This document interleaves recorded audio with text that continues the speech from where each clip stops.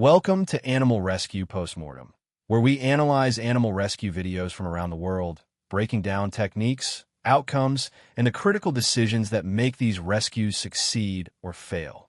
Hosted by Chief Carmack, who holds certifications in multiple technical rescue specialties and has over 40 years of experience in human and animal rescue. Get ready for an insightful look at these life-saving operations. Volume 10, video number 3. We have a deer with it netting wrapped around its antler and then part of a tree branch connected to that, which is causing some mayhem here. You can see this. Excuse me. You see how that is all wrapped up here? And I can't tell what kind of tool this is that he's cutting that with. It's a very strange pair of shears that I've never seen before. Alright, let's talk about the dangers here. We've got deer antlers, and then we've got an object attached to the deer antlers that this person could become entangled in. So, what's the solution to this? I like this video because it's complex. Not only do we have the deer's antler caught in something, it has quite a bit of movement in it, and it's an object that the person who's trying to do this extrication can be trapped in. So in addition to your scene size up, I don't always mention this in these videos, but you're always going to do a scene size up, okay? And we've got that. We've got this tree in the way. However, it seems to be working as an object to put this deer in a good position, and the deer's holding still long enough so that something can be done about it. Now, I don't know about this cutting tool that he's using.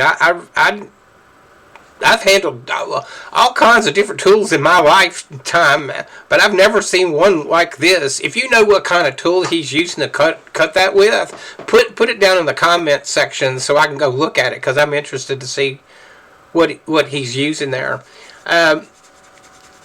So how am I going to do this rescue? Well, given the situation that he's able to get this deer to hold still long enough to let him start cutting at that, I'm going to pause it right there because we got a great view of this. I'm going for the cordless Sawzall instead of spending all this time cutting this out of here and trying to get that disconnected. I'm gonna if this deer's holding still long enough, I'm gonna get in here with the Sawzall and cut that section of antler off, and then there's a quick solution to that. The other possibility, and let's just let this play out now. The other possibility is chemical immobilization, but that really seems like not the ideal tool of choice for this situation here. And remember, in all of our videos, we're only going by what we can see based on my experience and what we're seeing in this footage on this video here. So my choice would be, because this deer is holding still long enough to be able to do that, you can make a very quick cut here with the Sawzall. So what is the risk? There's always the risk of causing further injury with that tool. However, see how long it's staying in place there? That's long enough to get a Sawzall to cut that antler. So that would be my choice. That would be my first choice in this situation. If that wouldn't work, or there's some other reason that we can't see in the video here why that wouldn't work, then I'm going to go revert back to my quick cutting tools, and it's those wet. Stand by. You like the video that you're watching? I want to take a brief moment to remind you how important it is that you subscribe to our YouTube channel. It's absolutely free. Make sure that you give us a good thumbs up if you like what you're seeing. Share it on your social media. Leave a comment down below. Share us your thoughts. Make sure that you visit the website so you can be better prepared for emergency and disasters. Don't forget how important it is to make a donation. We're funded solely by donations. Okay, let's get back to the video. All right, let's continue. I'm gonna revert to these. This is when I looked at this video here.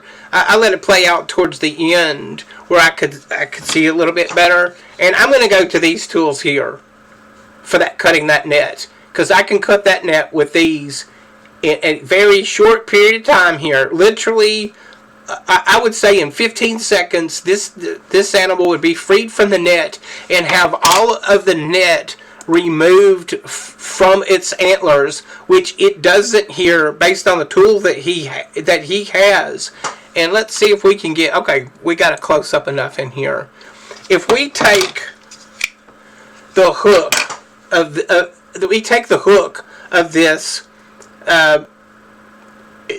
this strap cutter here and get that down, and what I'm going to refer to where the pointer is on here.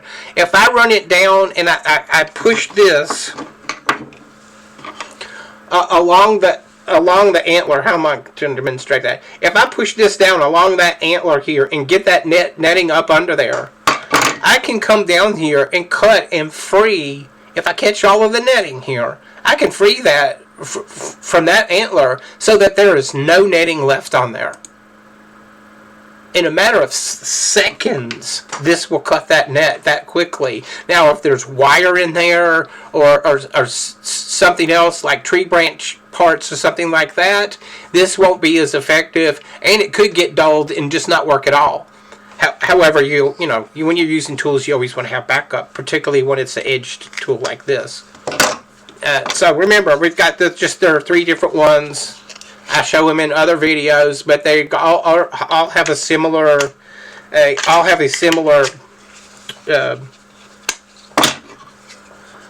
shape function. This would really be good because you could really get this down in there right against that antler and pull straight out there and cut that netting very, very quickly.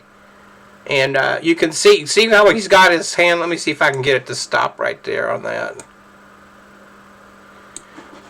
Where his hand is here in here right now, well, that's there. All 3 of these tools could rapidly be put in there and pull that tool through that netting, and its rescue is over. So that we don't end up with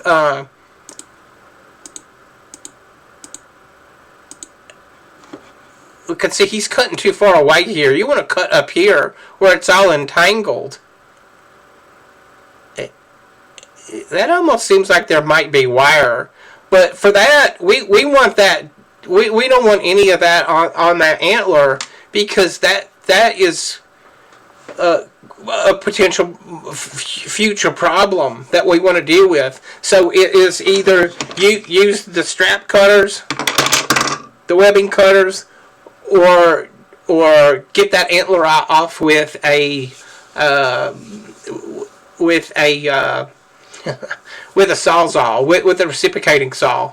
And then you want to protect yourself. I always recommend like police type shields, a piece of plywood, a long spine board, whatever you happen to have act as a barrier to keep yourself away from the antlers of that animal, so that if it does become aggressive, or it's safer. He's got this tree as a barrier here, but whenever you're dealing with something like this, you want eye protection in here. I mean, you don't want to blind yourself with a limb. Okay, so I think that's the only real PPE that you need in this situation here, and because my eye protection is connected to my helmet, I'd have my helmet on with my goggles pulled down over my eyes while I did this rescue here, or this extrication. Okay. I think that's it.